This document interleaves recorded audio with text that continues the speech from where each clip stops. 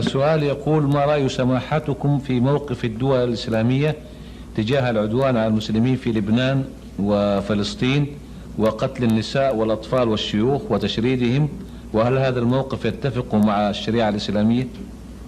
لا شك أن الواجب على الدول الإسلامية أن ينصروا الحق ويساعدوا المسلمين في كل مكان، في لبنان وفي فلسطين وفي الفلبين وفي أفغانستان وفي غير ذلك.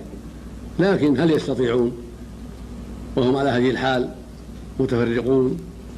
لا يستطيعون إلا باجتماع وصدق وتعاون.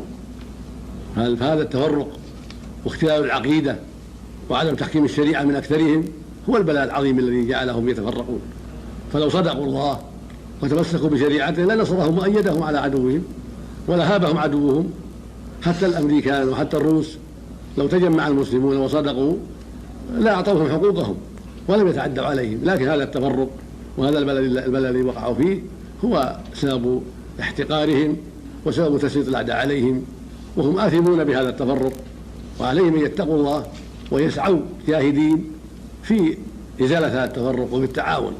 ومن سعى في ذلك واجتهد فله أجران إذا أصاب، ومن أخطأ فله أجر إذا صلحت نيته.